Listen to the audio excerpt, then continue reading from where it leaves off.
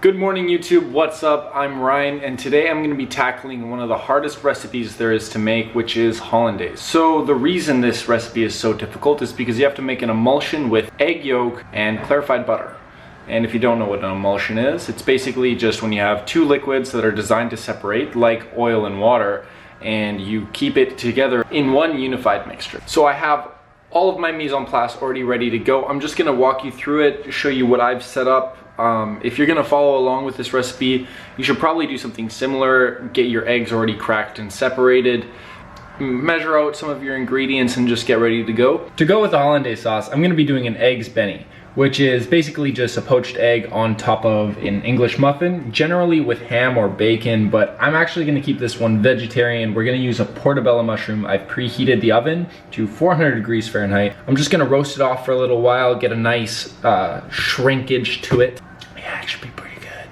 Yeah, and the only reason I'm doing this vegetarian is because you guys asked for it, so give it a thumbs up. So we need to make a gastrique, which is basically white wine and white wine vinegar reduced down by half at equal portions.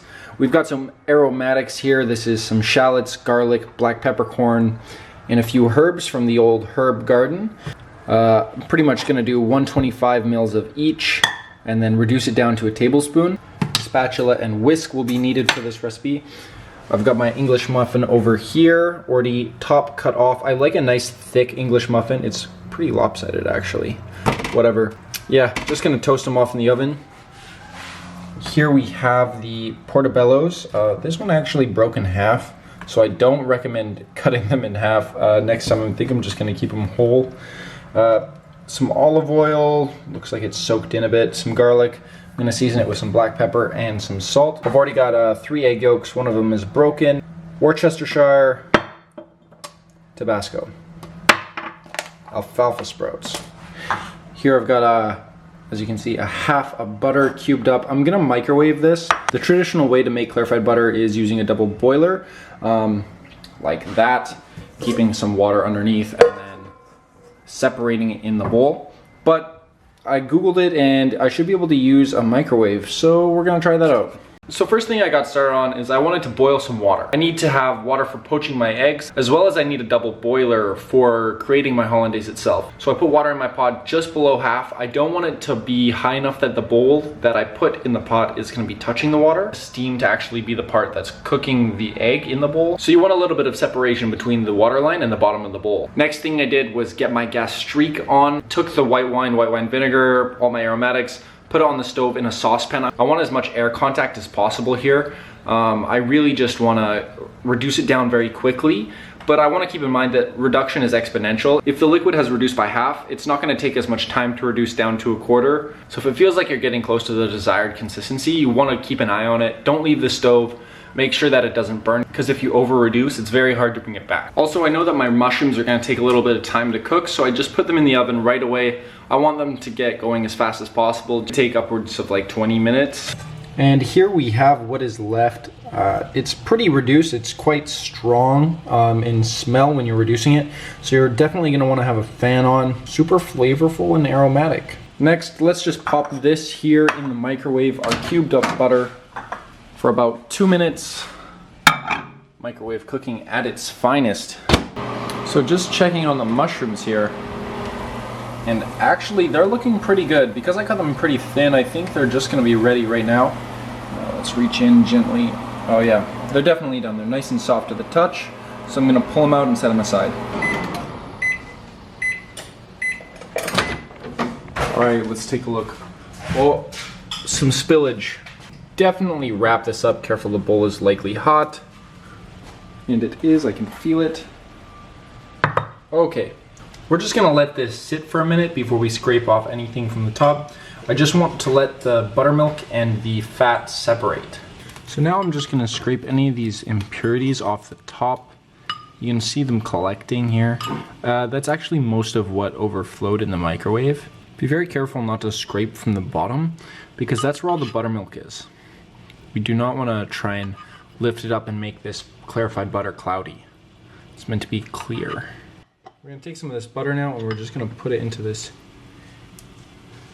measuring cup here.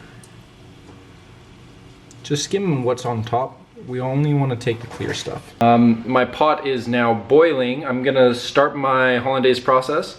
After I'm done with the pot and my hollandaise is made, I'm gonna set it aside. And I'm gonna actually add a little bit more water, bring it up to temperature, add a little bit of vinegar and salt, and we're gonna use the same water for our poaching liquid for our eggs. I'm just gonna take my gastrique, I'm gonna add in my egg yolks, and I'm gonna make what they call a sabayon. Basically, I'm just gonna create a nice consistency using the eggs. I'm gonna hold on to the side of the bowl. If the bowl gets too hot for my hand to hold it, I take it off the heat, and then I bring it back on the heat when I feel like it's cooled down a bit. At this point, I'm gonna be whisking really vigorously. I want to scrape the edges of the bowl with a spatula. I don't wanna develop any crusties on the bottom or the side, and that's why my hand is on the side of the bowl, just to make sure it doesn't get too hot. Egg yolk coagulates around, I think, 70 degrees or something like that. So we wanna keep it at a nice lower temperature. If it's too hot for your hand, it's too hot for the egg.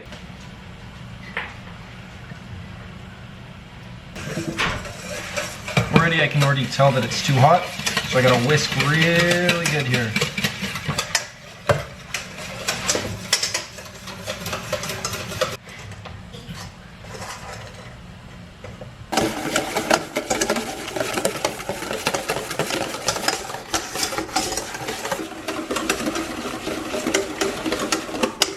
So I can tell the egg yolk is coagulated a little bit.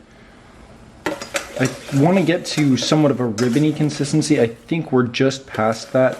So now I'm going to just keep it in a stable position. I'm going to wrap a towel in a circle in the bottom, and then I'm going to whisk in very, very slowly my clarified butter.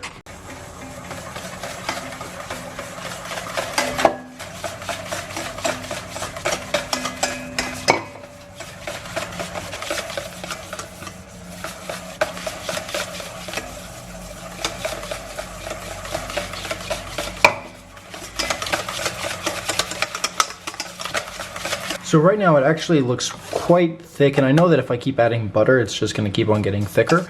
So I'm going to add in a very small touch of hot water. I'm going to make sure I whisk it really nicely because I don't want it to split. I want to keep this nice smooth finish. Anytime that it's not smooth, it's on the brink of splitting. So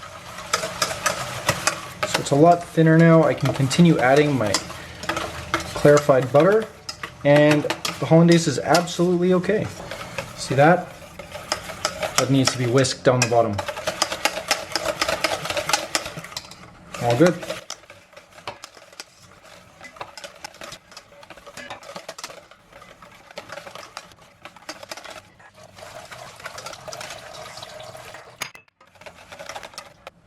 So now it's super fatty. It's the right consistency that I'm looking for after a bit of water. And almost all of my clarified butter, I'm down to just the last end bit. Now I'm gonna just season it. Seasoning with a healthy amount of salt, a couple dashes of Tabasco. I really like a spicy hollandaise, but I don't want the spice to overpower anything else. A bit of Worcestershire. So normally this is the time when I would actually add lemon juice, but I realized I don't have any lemons or lemon juice, and I'm almost done with the recipe, so I'm just gonna add a touch of vinegar instead. I'm just gonna be very gentle with the amount that I'm using. I really don't wanna mess with the recipe too much. So yeah, generally use like a tablespoon of lemon juice, but yeah, we'll make it work. So now just leave your hollandaise in the back of the stove, somewhere warm, not too warm. I don't want this to melt this, so, but I want it to, like, you know, keep it a little bit warm, you know? So we're gonna drop the temperature of this boiling water and just adding a little bit of regular old white vinegar. This is actually just gonna help the eggs stay together when they're poaching. All right. So this is pretty much what poaching liquid looks like. You can see a tiny few bubbles coming up off the sides and a lot of steam, but there's no rapid bubbling. I put my eggs in a measuring cup because I wanted to actually dip the cup into the liquid and let the water circulate through and pull the eggs out. This is just gonna keep the eggs a little bit better than, you know, cracking it and dropping it into the water. And one thing right before is we're gonna gently swirl the pot, and it's just going to create a small little vortex, being able to pull the eggs out of the measuring cup.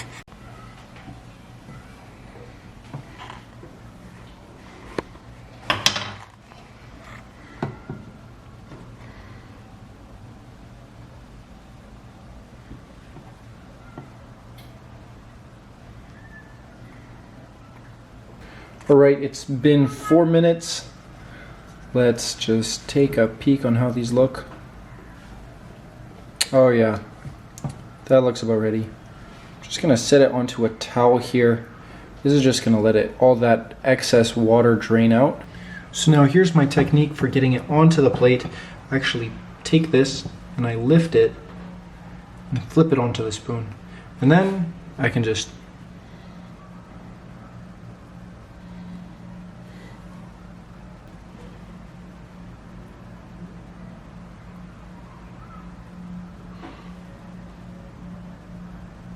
to finish these beautiful bad boys off, let's go to the local garden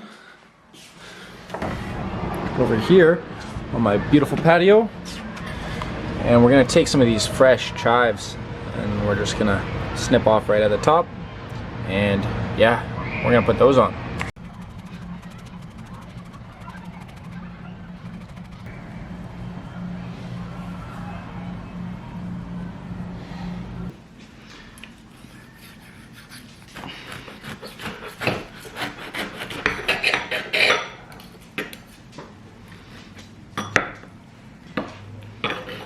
My God, it all just falls apart. Now that there are some good eggs Benny. Well, I don't plan on showing you guys my disgusting chewing noises, so I'm gonna eat this in private, and you guys can catch me for the next video. Thanks for watching. Leave a like and hopefully you'll subscribe for more food content. Peace.